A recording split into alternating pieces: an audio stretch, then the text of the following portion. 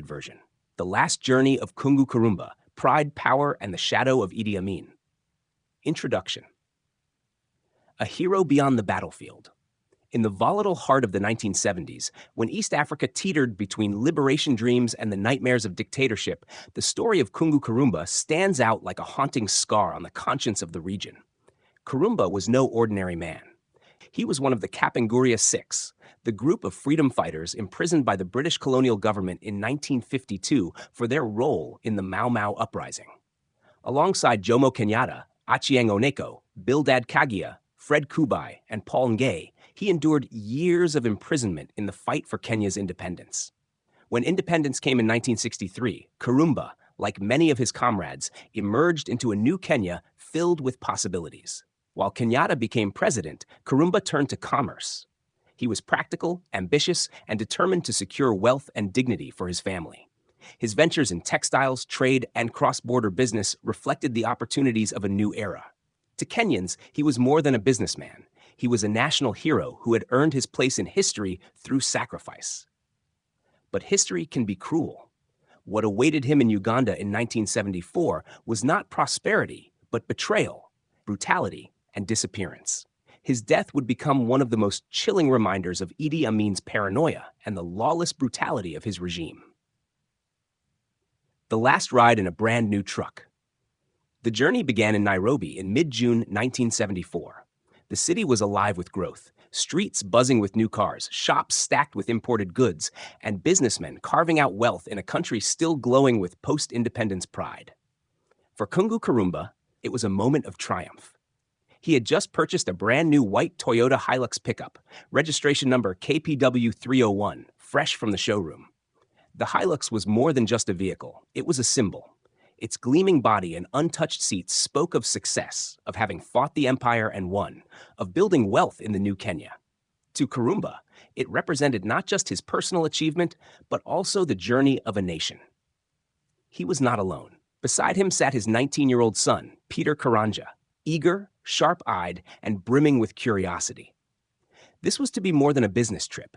It was a rite of passage.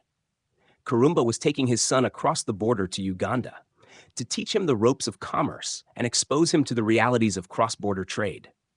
Their mission was simple: collect a debt of cash 19,000 from a Ugandan businesswoman named Margaret who had defaulted on a payment for textiles supplied. For Karumba, who had faced the wrath of colonial courts, years of imprisonment, and the uncertainty of exile, this was child's play. But as the Hilux rolled westward from Nairobi toward Busia, the landscape shifted, and so did the air. Kenya was buzzing with optimism, but Uganda was suffocating under the iron fist of Idi Amin Dada, the self-declared conqueror of the British Empire and last king of Scotland. Crossing into Uganda was like stepping into another world. The roads bore checkpoints manned by grim soldiers with AK-47s slung across their shoulders. The towns were hushed, whispers of disappearances drifting through marketplaces. The State Research Bureau, Amin's notorious secret police, was everywhere, and fear was the currency of survival. Hosted in Kampala, a dangerous hospitality. In Kampala, Karumba and his son stayed with a Kenyan couple, Ibrahim Mungai and his wife Susan Wametha. They were among the many Kenyans who had made Uganda their home, eking out a living while keeping their heads down. They knew the dangers, the unpredictability of life under Amin, and the importance of silence. They welcomed Karumba warmly, but with a tinge of worry. Hosting someone so famous, a man so openly connected to President Kenyatta, was dangerous. Yet they could not refuse. He was family in the broader Kenyan sense, and refusing him would have been dishonorable. The fatal confrontation. With their help, Karumba located Margaret's shop. She was cold, dismissive, and unwilling to settle the debt. Frustrated, Karumba made repeated visits, determined to retrieve his money. On the third attempt, he was accompanied by Susan, who hoped her presence might soften the tension. But the atmosphere quickly grew heated. Margaret, no longer willing to tolerate his persistence, snapped. "Why do you keep coming here? I will report to my husband that you're disturbing me," she threatened, her voice sharp, her eyes flashing with both anger and warning. To the locals, this was enough to end the matter. Everyone knew who her husband was, General Isaac Maliyamungu, one of Idi Amin's closest allies and most feared enforcers. Mentioning his name was like invoking death itself. He was infamous across Uganda for his cruelty, his ruthlessness, and his loyalty to Amin's blood-soaked rule. Most men would have backed down immediately, knowing the risk. But Kung'u Karumba was not most men. He had faced colonial judges, prison guards, and the machinery of the British Empire. He believed his legacy, his closeness to Kenyatta, and his identity as one of Kenya's founding fathers gave him an aura of invincibility. And so, instead of retreating, he stepped closer. His voice was firm, almost boastful. "Forget about your husband. Just look at me well. I am President Kenyatta's brother. If you don't pay my money, I'll report this matter to President Amin himself." It was a declaration meant to assert authority, but in Uganda, under Idi Amin, it was suicide. For Amin, deeply paranoid of Kenyatta and envious of Kenya's relative stability, the words carried a different meaning.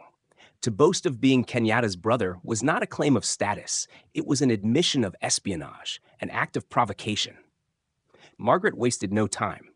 She picked up the phone and spoke hurriedly in Luganda, summoning forces far beyond a simple business dispute. The disappearance. That night, the Mungais urged Karumba to leave Uganda immediately. Susan's voice trembled with urgency, but Karumba remained calm, almost dismissive. He trusted in his identity, his history, his stature. The following day, they stopped at a KCC milk depot. Susan went inside to buy milk, leaving Karumba in the truck. When she returned just a few minutes later, both Karumba and the Hilux were gone, vanished into thin air. The disappearance was swift, surgical, and chillingly efficient. Rumors of death. The following morning, the Mungai's door was knocked by a terrified barmaid who had overheard drunken soldiers bragging in a Kampala tavern. They laughed and boasted of killing Kenyatta's brother and dumping his body in Mbira Forest, a notorious site where Amin's victims were discarded. Horrified but determined, Ibrahim Mungai drove to the forest. There was no body, but in the undergrowth he found something unmistakable: the plastic wrappings from the seats of the brand-new Toyota Hilux. It was proof that Karumba had been killed and his vehicle stripped. Reporting to the butcher. Desperate, Mungai did the unthinkable. He reported the disappearance to Colonel Isaac Maliyamungu himself, the very man whose name had loomed over the entire affair. Maliyamungu put on a chilling performance. Outraged, he vowed to find the killers. Soldiers were dispatched on a staged search of the forest. Reports were written. Meetings were held. To the outside world, it looked like a genuine investigation. But Maliyamungu was not searching for answers. He already had them. He was the orchestrator.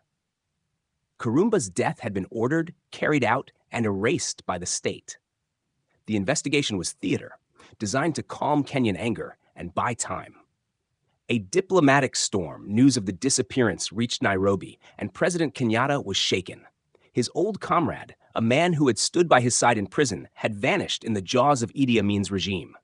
Diplomatic pressure mounted, but Amin dismissed the matter with characteristic bravado, denying any involvement while mocking Kenya's protests. For Kenyans, the loss was devastating. Kung'u Karumba's body was never recovered. His family, his son Peter, who had traveled with him, and the nation at large were left without closure. Legacy of fear and betrayal. Kung'u Karumba's disappearance was more than a personal tragedy. It was a symbol of the dangerous fault lines of East Africa in the 1970s. It revealed how fragile independence was, how quickly pride could turn into peril, and how easily heroes could fall to the whims of dictators. For Uganda, it was one of countless atrocities under Idi Amin, whose rule would leave hundreds of thousands dead. For Kenya, it was a wound that never healed, a reminder that even the heroes of independence were not immune to the tides of history. Conclusion. The vanished hero. Today, the story of Kung'u Karumba is told with a mixture of pride and sorrow. He was a man who fought for freedom, who built a life in the new Kenya, but whose pride and belief in his own invincibility led him into the clutches of one of Africa's most brutal regimes. His disappearance remains unsolved, his body unfound. But his story continues to echo, not just as a tale of personal tragedy, but as a chilling lesson about power, pride, and the fragility of human life in the face of tyranny. Word